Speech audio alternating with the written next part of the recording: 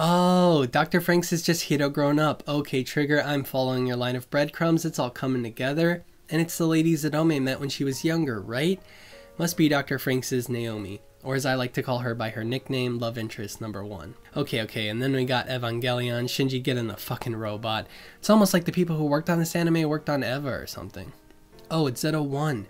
Must be Dr. FranXX's Zero Two, also known as love interest number 2.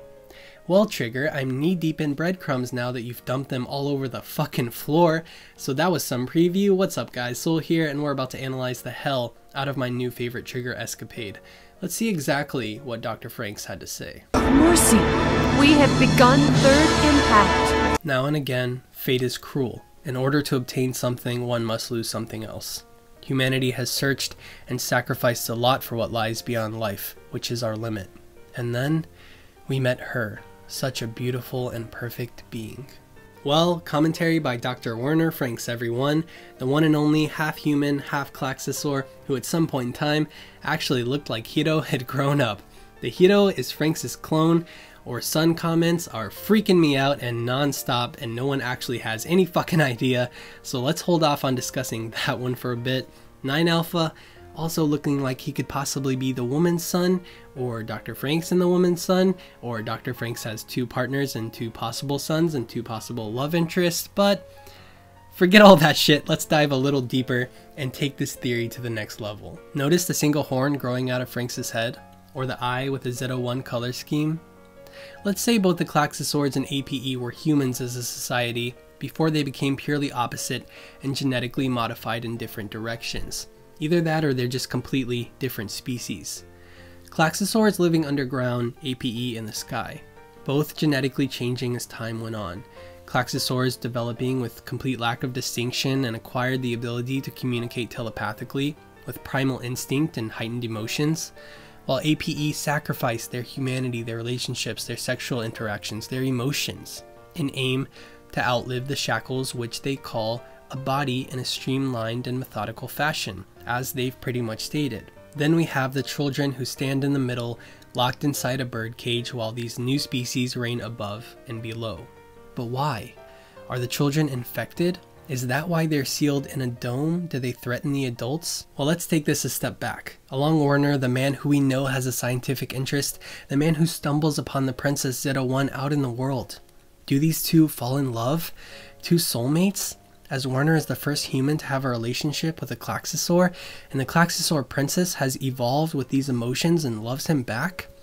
Is Werner FranXX still eager to explore, develop, and research that led to the creation of the FranXX robots? Or did something happen to his assistant that he was in love with that led to the creation of the FranXX robots? Did Werner and the klaxosaur princess find each other in a similar fashion to Hiro and Zero Two? Does that mean that humans and klaxosaurs got along? But as tensions rose, is it possible there was an argument, a falling out, a war among the 2 sides that pushed Werner and Zero One against each other, as both Werner and Zero One left their respective sides to be together, wander the earth together, plan their future together? Werner gains access to klaxosaur biotech, eventually allowing APE the same as the war broke out. Or was it not Zero One? Was it his assistant that was the real love interest? Is FranXX at war with Zero One due to the loss of the woman we see about to pilot a Shogoki? Werner possibly underwent sorification, perhaps during the fight among humans and klaxosaurs, and it's possible unknowingly or unwillingly Zero One caused this to happen to him. Similar to Zero Two's hatred of her true self, did Zero One become terrified at what happened to Werner and disappear, going underground, leaving her darling Dr. FranXX, a broken man who's lost everything and wants it back up on the surface with his obsessions? And as FranXX's klaxo obsessions rose and APE gained control, did FranXX turn to creating his own princess? And remember, it was FranXX who leveled any klaxo tech with APE to give him free reign to immerse himself in creating a half-human, half-klaxosaur as an experiment. The successor to Zero One, Zero Two. Did Dr. FranXX ignore APE's rules to create the fairy tale picture book, which would have actually been the story of him and Zero One, to have it delivered to Zero Two before any experimentation began? And still broken and numb, did FranXX torture Zero Two during his obsession of klaxosaur genetics and finding his princess once again? but all of that being before he remembered his happiness with Zero One and the guilt of his past self torturing Zero Two. If he sees himself in Hiro, perhaps he also comes to see his princess in Zero Two, and he becomes more and more human, or at least regains his emotion, as he shows when he grabs Nana's ass in the first episode. After Hiro broke Zero Two out in that heart-wrenching episode 13, did Werner find his young self? Hiro the young prince with Klaxo blood and a new experiment? Or is Hiro his child and none of this makes sense? Sure, APE is trying to rid the world of emotion, but FranXX had the picture book and emotions implanted into Zero Two's mind, and her purpose was finding her darling and becoming human, which APE used to manipulate her into killing klaxosaurs. Again, Werner ignores APE, focusing heavily on Zero Two, providing her education about sex and everything else as she becomes the daughter he wished he had. Werner knows that eventually she'll regain her memories after reuniting with Hiro, and until then helped Zero Two through the depression she felt as she bit her fingers and hated herself. Perhaps APE made Zero Two to believe that she was infertile, but being a virgin, and as far as we know, with her knowing about what comes after kissing, as stated in episode 12, it's fair to say that FranXX believed that her and Hiro will repopulate. She said herself that she couldn't believe APE, so the different ways in which they've lied to Zero Two are completely unknown.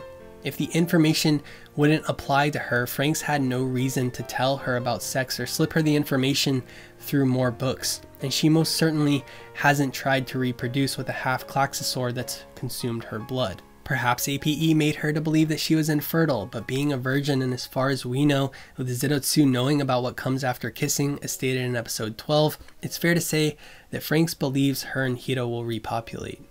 She said herself that she couldn't believe APE, so the different ways in which they've lied to Zero Two are completely unknown.